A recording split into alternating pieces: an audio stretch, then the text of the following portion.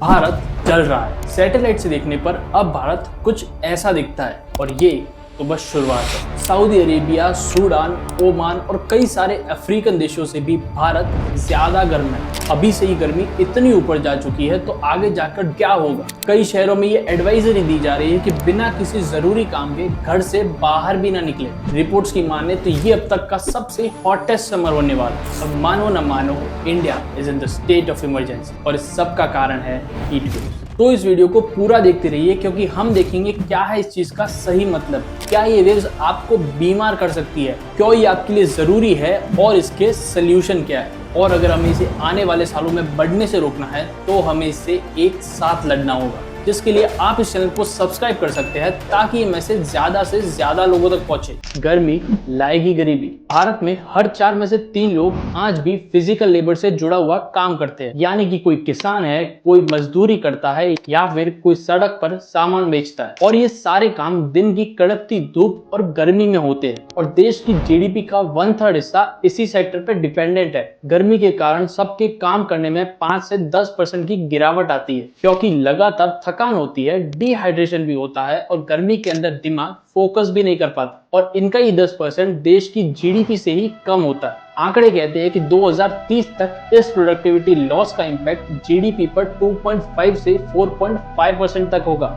यानी कि $126 बिलियन हर साल। और इसी अनऑर्गेनाइज्ड सेक्टर के ऊपर भारत 75% डिपेंडेंट है, यानी इनके काम में रुकावट का मतलब है एसी ऑफिसेज के अंदर बैठे हुए लोगों के काम में भी रुकावट। अगर भारत गर्मी के अंदर काम नहीं करेगा तो आगे कैसे बढ़ेगा। 2047 में हम जिस डेवलप्ड भारत का सपना देखते हैं वो सिर्फ एक सपना ही बन के रह जाएगा। तो क्या बड़े बड़े पॉलिटिशियंस इन सारी बातों से अनजान है? बिल्कुल नहीं, लेकिन ये सारी बातें उनके लिए प्रायोरिटी बने ये हमारा काम है। हम अगर मुफ्त की बिजली, मुफ्त का पानी और सस्ता अनाज सरकार से मांगेंगे तो पॉलिटिशियंस भी इन्हीं मुद्दों के ऊपर चुनाव लड़ेंगे। हमें एक जागरूक नागरिक होने के नाते उनसे इन सारी चीजों की डिमांड करनी होगी। और अगर आपको अभी भी लगता है कि ये सारी चीजें कोई बड़ी बात नहीं है तो आप पूरी तरह गलत है, क्योंकि क्लाइमेट चेंज से जिन देशों का सबसे ज्यादा नुकसान होगा उनके अंदर भारत तीसरे नंबर पर है और हमारे लिए ये रैंकिंग दूसरी किसी भी रैंकिंग से ज्यादा इंपॉर्टेंट है। अब लोग सोचते हैं कि हमारे पास तो कूलर है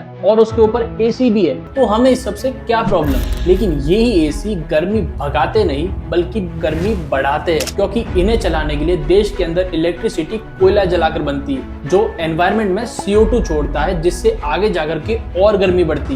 तो एसी चलाना कोई समझदारी नहीं है क्योंकि ये आगे चलकर हमें और हमारे एनवायरनमेंट को बहुत बीमार करता है। तो हीट वेव होती क्या है? हीट वेव कोई मौसम नहीं है बल्कि ये एक कंडीशन है जो हाई प्रेशर के कारण बनता है। इसके अंदर हाई प्रेशर के कारण सन से आने वाली हीट ग्राउंड के ऊपर ही ट्रैप हो जाती है और रिफ्लेक्ट होकर वापस नहीं जा सकती। भारत के अंदर हीट वेव डिक्लेयर होती है जब प्लेन्स के अंदर temperature 40 degree Celsius, coastal areas पे 37 डिग्री सेल्सियस और हिली एरियाज में मिनिमम 30 डिग्री सेल्सियस के ऊपर पहुंच जाए। एक शॉकिंग चीज देखें तो गर्मी जुड़ी हुई है हमारी हैप्पीनेस यानी खुशियों से, यानी कि जितनी गर्मी बढ़ेगी उतनी हमारी खुशियों में कमी आएगी। अगर हम वर्ल्ड्स हैप्पीएस्ट कंट्रीज की लिस्ट देखें तो यहाँ पर भी टॉप में है फिनलैंड और उसके बाद टॉप 5 कंट्रीज में भी सभी नॉर्डिक कंट्रीज ही है, यानी कि वो जगह है जहाँ पर बर्फ गिरती है और टेम्परेचर भी लो रहता है। और अगर इसी हैप्पीनेस इंडेक्स में इंडिया की पोजीशन देखें तो वो आती है 126, यानी कि बढ़ती गर्मी के कारण हमारी खुशियों में इतनी गिरावट। हमारी जो मॉडर्न बिल्डिंग्स है जिन्हें किसी समय में एम्बॉडीमेंट ऑफ फ्यूचर कहा गया था, आज उन्हीं बिल्डिंग्स में पुराने घरों से 5 से 7 डिग्री ज्यादा टेम्परेचर है। अगर एक रिपोर्ट की माने तो मुंबई के अंदर 37% लोगों के पास पक्की छत नहीं है, जिसके कारण उन्हें टिन का कवर बनाकर उसके अंदर रहना पड़ता है, जिसके कारण और भी ज्यादा हीट इनके घर में ट्रैप होती है। अब अगर हम मुंबई का ही हीट मैप देखें तो उन जगह पर ही टेम्परेचर कम है जहां पर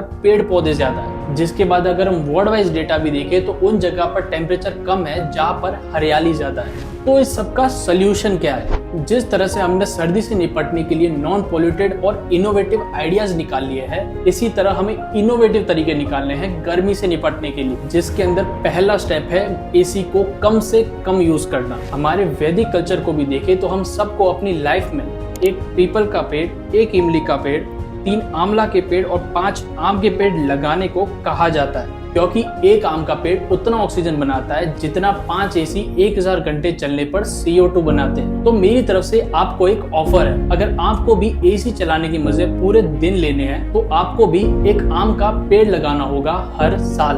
मेरी जिम्मेदारी थी आपको इस कंडीशन से मिलाने की। अब आप भी अपनी जिम्मेदारी पूरी करो इस वीडियो को शेयर करने की, ताकि ज्यादा से ज्यादा लोग गर्मी से बचे और उससे लड़े भी।